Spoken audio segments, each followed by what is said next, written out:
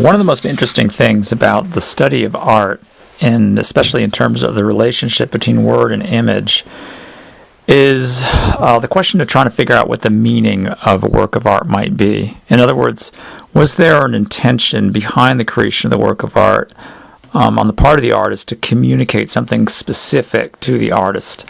This dilemma can be, I think, really quickly understood if we simply say, we're going to put a picture of an apple. We'll make a painting of an apple, and we're going to just put that on a canvas and put it on a wall, and we're going to let it hang there, and people will look at it. And of course, I think it's pretty likely that there could be just about as many interpretations of that work of art as there are numbers of people coming by to look at it.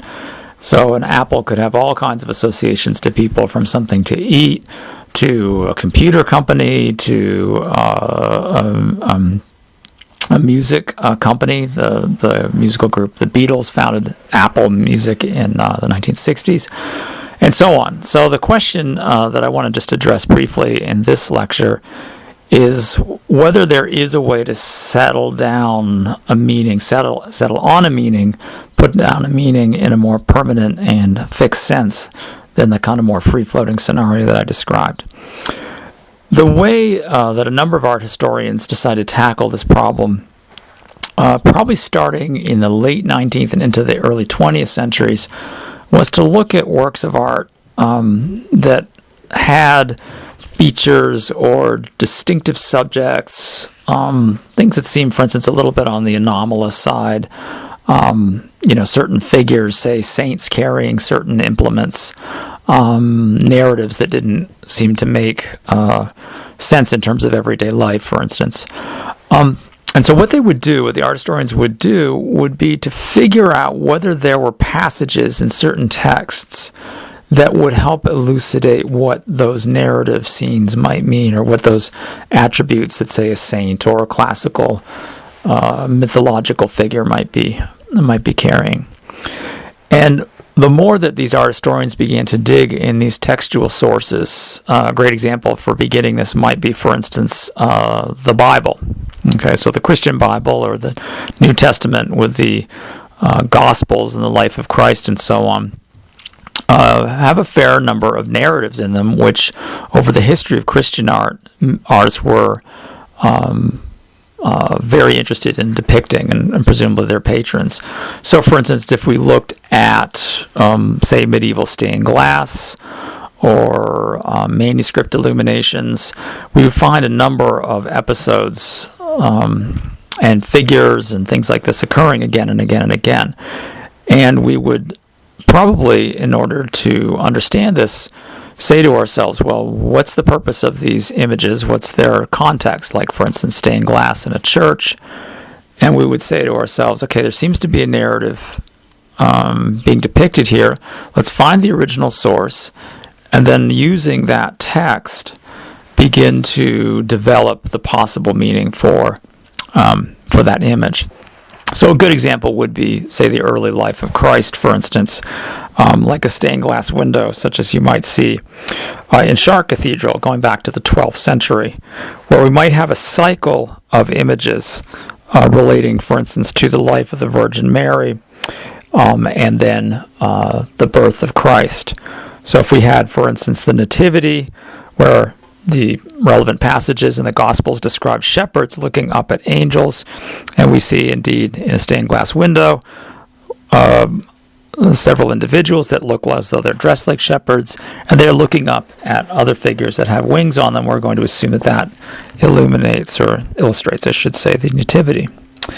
And so on. If we look at the Annunciation, the scene directly below, for instance, the shepherds at Chartres, we see another angel figure, a person with wings, which is not typical, I think, in human experience. So this is clearly a special episode, coming to a young woman who herself has an attribute, much like the angel. Her holiness is indicated by a halo around her head, and we associate that with an episode, again, coming from the Gospels, of the Annunciation, where the angel Gabriel announces to Mary that she's going to give birth to Christ, and so on. And if we go through this go through the stained glass window, I think we'll see a number of features along this line.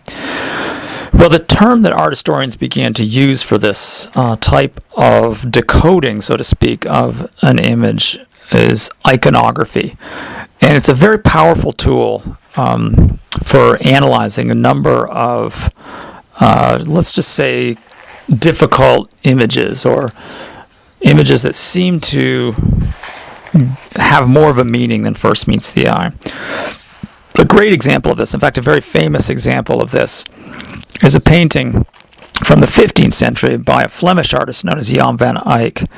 The title, Giovanni Arnolfini and his wife Giovanna Cinami, depicts a relatively young couple in a domestic interior. It might be a bedroom or it might not. There's some debate about that. Holding hands. There's a window on the left side of the picture to the man's right hand, and a bed directly behind the woman. A number of other features, pretty distinctive actually, in this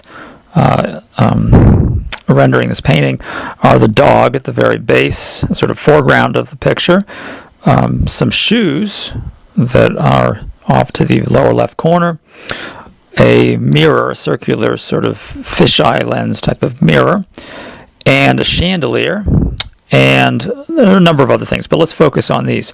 So art historians have looked at this picture and tried to figure out what's going on in terms of its relationship to textual sources.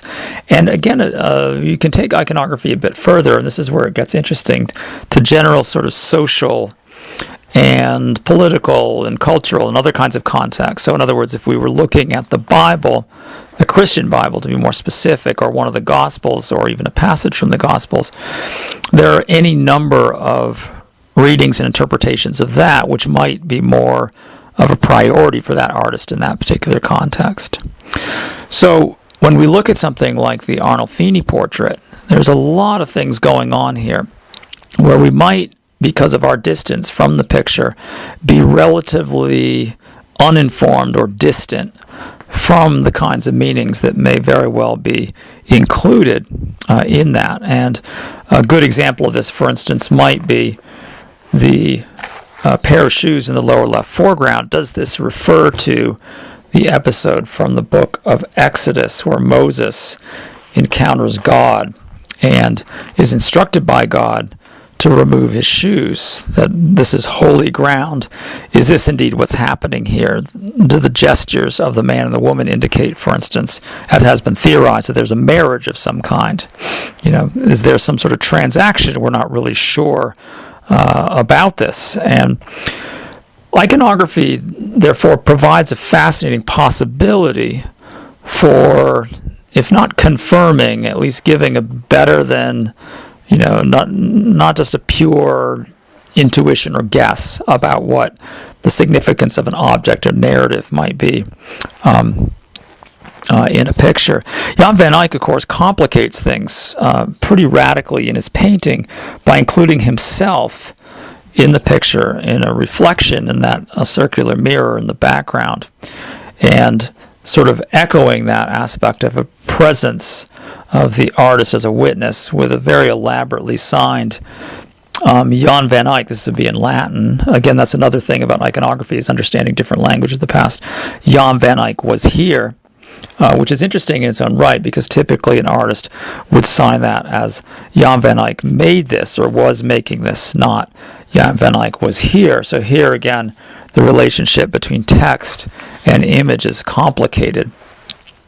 So just to sum up a quick rundown of iconography, when we're trying to deduce or figure out the meaning of an image, we can rely on a number of tools. One of them just might be common knowledge, identifying say a normal everyday occurrence, or a subject, say again a dog or an apple or what have you.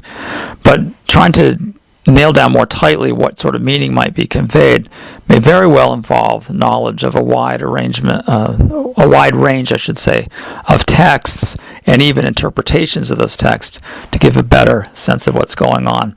And as I mentioned previously, our historians especially are fond of using this tool and have given it this name, iconography, linked with the two sort of roots of the word icon, image, and graphy, writing. So in essence, or not, that's right, image writing. In other words, what we're talking about is illustrating, in a sense, a text with an image.